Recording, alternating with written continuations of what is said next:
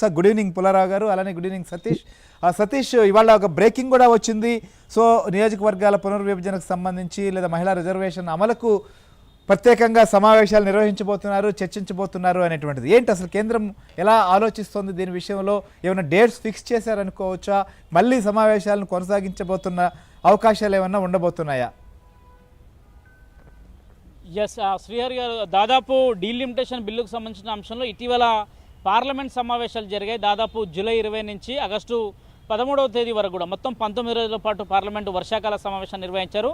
ఆ సమావేశాల సందర్భంగా చివరి వారం రోజుల ముందట కూడా పార్లమెంట్లో డీలిమిటేషన్ బిల్లుకు సంబంధించి ముఖ్యంగా మహిళా రిజర్వేషన్తో పాటు ముడిపెట్టి ఉన్న డీలిమిటేషన్ సంబంధించిన బిల్లును కూడా ఈ సెషన్లో తీసుకొచ్చేందుకు కొంత ప్రయత్నం చేసినప్పుడు కూడా అనేక ఆందోళన నడుమ చూస్తాం. దాదాపు CJP ఆందోళన, విద్యార్థులపైన లాఠీ చార్జీలు, విద్యార్థులపైన బాష్పవాలు సంబంధించి ఇట్లా ఆందోళన జరుగుతున్న సందర్భంలో వాటన్నిటినీ కూడా పార్లమెంట్లో విపక్షాలు లేవనెత్తుతూ కూడా సభకు ఆటంకం కలగడం, అనేక సందర్భాల్లో సభలు వాయిదా పడుతూ రావడం, ఈ యాక్చువల్గా పెట్టాల్సిన బిల్లులు సైతం కూడా ఆలస్యంగా దానికి ఆమోదం తెలపడం, ఇవన్నీ పరిణామాలు చోటు చేసుకున్నాయి. ఎక్కడ కూడా విపక్షాలు మాత్రం కేంద్ర ప్రభుత్వానికి చోటు ఇవ్వకుండా తమ ఆందోళన కంటిన్యూ కొనసాగించిన నేపథ్యం 19 పార్లమెంట్ సమావేశాలు కూడా వెంటనే ముగిసిన పరిస్థితి నెలకొంది. అయితే ఆ సమావేశాల సందర్భంగానే ఖచ్చితంగా కూడా ఒక ప్రత్యేక సమావేశాన్ని ఏర్పాటు చేస్తారు. డీలిమిటేషన్ బిల్ని అందులోకి తీసుకురాబోతున్నారు. ఆ సమావేశాల సందర్భంగా డీలిమిటేషన్ బిల్లును పెడితే ఈ సమావేశంలోనే డీలిమిటేషన్ పైన అన్ని పార్టీలను ఏకాభిప్రాయం తీసుకొచ్చి డీలిమిటేషన్ బిల్లును పాస్ చేసుకోవాలని కూడా కేంద్రం ఆలోచించింది. కానీ ఎక్కడ కూడా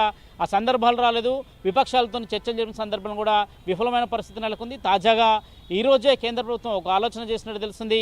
ప్రత్యేక పార్లమెంట్ సమావేశాలు నిర్వహించి కేవలం డీలిమిటేషన్కి సంబంధించిన బిల్లుని, అంటే నియోజకవర్గాల పునర్విభజనకు సంబంధించి నియోజకవర్గాల పెంపుకు సంబంధించిన బిల్లును తీసుకొచ్చేందుకు కొంత ఆలోచన చేసినట్టు తెలిసింది. ఉదయం నుంచి కూడా జాతీయ కథనాలు సైతం కూడా అదే స్థాయిలో వార్తలు వస్తున్న నేపథ్యం కనిపిస్తుంది. కేంద్ర ప్రభుత్వం కూడా దీని మీద కొంత కసరత్తు చేసినట్టుగా కనిపిస్తుంది. ఇప్పటికే అటు లోక్సభలో 3/2లో దాదాపు 2/3కి మెజార్టీకి సంబంధించిన అంశం ఉంటుంది. ఇండియా కూటమికి ముఖ్యంగా అటు ఎన్డీఏకి సంబంధించిన కూటమిలో మాత్రం మెజార్టీ కేవలం భారతీయ జనతా పార్టీకి 240 స్థానాలతో పాటుగా టీడీపీ, బీహార్కి సంబంధించి నితీష్ కుమార్ లాంటి పార్టీలు, అనేక పార్టీలు మద్దతుతోని దాదాపు 320 స్థానాలకు సైతం కూడా ఇప్పుడు ప్రస్తుతానికి అటు ఎన్డీఏ కూటమి చేరుకున్న నేపథ్యం. ఈ సందర్భంలో కొంత బిల్లును తీసుకొస్తే కాక వారికి పాజిటివ్ వైబ్స్ ఉంటాయనేది కూడా ఆలోచన చేస్తున్న నేపథ్యం. నిన్న దక్షిణాది రాష్ట్రాలతో జరిగిన సమావేశంలో కేంద్ర హోంమంత్రి దక్షిణాది రాష్ట్రాల ముఖ్యమంత్రితో కూడా చర్చించడం జరిగింది. ఆ సమావేశంలో కూడా తమిళనాడు సీఎం విజయ్ని సైతం కూడా ఈ నియోజకవర్గాలకు సంబంధించి డీలిమిటేషన్ బిల్లు పైన వార్తను కూడా చర్చించిన సందర్భంలో కొంత ఆయన మెత్తపడ్డాడంటూ కూడా జాతీయ కథనాలు రాశారు. అక్కడున్న కాంగ్రెస్ పార్టీ అలయన్స్లో ఉంది చిదంబరం కుమారుడు సైతం కూడా, కార్తిక్ చిదంబరం సైతం కూడా ఈ రోజుకు పెద్ద ఎత్తున కూడా కొంత విమర్శలు కూడా గుప్పించిన పరిస్థితి నెలకొంది.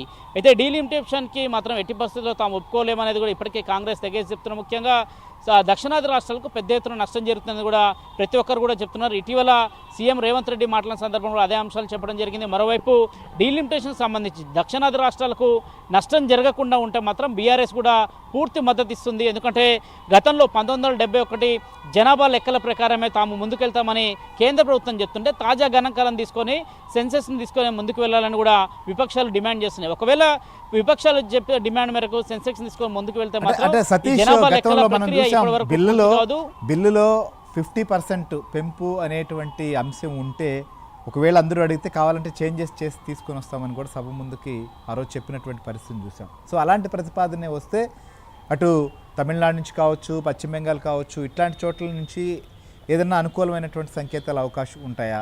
సో ఆ రకంగా ముందస్తుగా ఏమైనా కసరత్తు చేశారా? ఎవరితో మాట్లాడినటువంటి పరిస్థితులు ఏమైనా ఉన్నాయా? అందరినీ కొంత తాము మాట్లాడిన తర్వాత ఈ బిల్లును పెట్టేందుకు సభలు ఏర్పాటు చేసేటువంటి అవకాశాలు ఉన్నాయా? ఏంటి అసలుకి పరిస్థితి? ఖచ్చితంగా శ్రీహరి గారు మీరు అన్నట్టు ప్రస్తుతానికి మాత్రం డిఎంకే కొంత కాంగ్రెస్ అలయన్స్లో మొన్నటి వరకు ఉంది. ఇటీవల జరిగిన తమిళనాడు ఎన్నికల తర్వాతకి డిఎంకే కాంగ్రెస్ సపరేట్ అయింది. అయితే ప్రధానంగా డిఎంకే సైతం కూడా దక్షిణాది రాష్ట్రాలకు నష్టం జరగకుండా ఉంటే మాత్రం డిఎంకే సైతం కూడా మౌఖికంగా కొంత వారికి సపోర్ట్ చేసే విధంగా కూడా చాలా స్పష్టంగా అనిపిస్తుంది. ఆ సందర్భంగా ఒకవేళ బిల్లు పైన చర్చ జరిగి బిల్లు పైన ఓటింగ్ పెట్టిన సందర్భంలో డిఎంకే లాంటి పార్టీలు వెనక్కి వెళ్తే మాత్రం ఖచ్చితంగా బిల్లు ఈజీగా పాస్ అయ్యే అవకాశాలు కూడా చాలా స్పష్టంగా కనిపిస్తున్నాయి. ఎస్పీ సైతం కూడా ఇదే అంశాన్ని స్పష్టం చేస్తుంది. మొదటి నుంచి కూడా కొంత నార్త్ రాష్ట్రాలకు ఇబ్బంది లేకపోయినా దక్షిణాది రాష్ట్రాల్లో మాత్రం తీవ్ర ఇబ్బందులు ఎదుర్కొనే అవకాశం ఉందనేది కూడా పదే చెప్తుంది. దక్షిణాది రాష్ట్రాలకు ముఖ్యంగా ఇప్పుడు ఆంధ్రప్రదేశ్లో అటు వైఎస్ఆర్ కాంగ్రెస్ పార్టీ కావచ్చు, అటు ఎన్డీఏ అలయన్స్లో భాగంగా ఉన్న టీడీపీ కావచ్చు, వీరంతా కూడా వీరంతా కూడా ప్రస్తుతానికి బిల్లును డీలిమిటేషన్ని సపోర్ట్ చేస్తున్న పరిస్థితి నెలకొంది. కేవలం తెలంగాణ రాష్ట్రంలో ఉన్న కాంగ్రెస్ పార్టీ కావచ్చు, కేరళలో ఉన్న ఒక రాష్ట్రం కావచ్చు, మరోవైపు ఈ పక్కన ఉన్న తమిళనాడుకు సంబంధించి ఎక్కడైతే డిఎంకేకు ప్రస్తుతానికి విజయ్కి ఎంపీలు లేకపోయినప్పుడు కూడా మెజార్టీ సభ్యులు డిఎంకేకు ఉన్న పరిస్థితి నెలకొన్న నేపథ్యం వారు కాక కొంత మౌఖికంగా సపోర్ట్ చేస్తే కాక ఖచ్చితంగా బిల్లు ఆమోదం పొందే అవకాశాలు ఉన్నాయి. ఇటీవల గత పార్లమెంట్ సమావేశం సందర్భంగా కూడా కేంద్ర హోంమంత్రి ఈ అమిత్ షా ఆ బిల్లును నేడు తీసుకొచ్చారు. ఆ బిల్లు సందర్భంగా కూడా పెద్ద ఎత్తున ఆందోళన జరిగే ఆందోళన సందర్భంగా కూడా ఒక 1 hour సమయం కేటాయిస్తే ఖచ్చితంగా దీంట్లో ఉన్న చేంజెస్ని చేసి తీసుకొచ్చి నేరుగా తాము పెంచబోయే నియోజకవర్గాల్లోనే మొత్తం 33% రిజర్వేషన్ని కూడా అమలు చేస్తామని నేరుగా సభాముఖంగా చెప్పిన సందర్భాలను చూసాం. అందులో భాగంగానే కొంత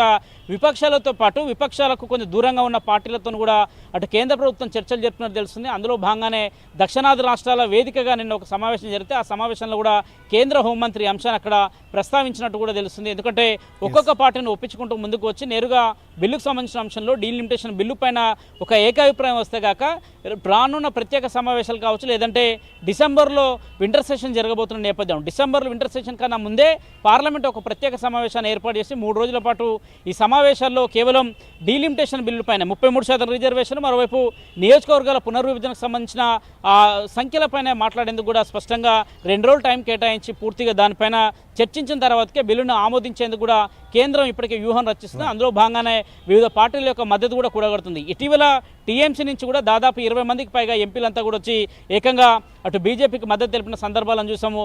అటు ఆమ్ ఆద్మీకి సంబంధించిన పార్టీలు సైతం కూడా మద్దతు తెలుపుతున్న పరిస్థితి అయితే చాలా స్పష్టంగా కనిపిస్తుంది. రైట్.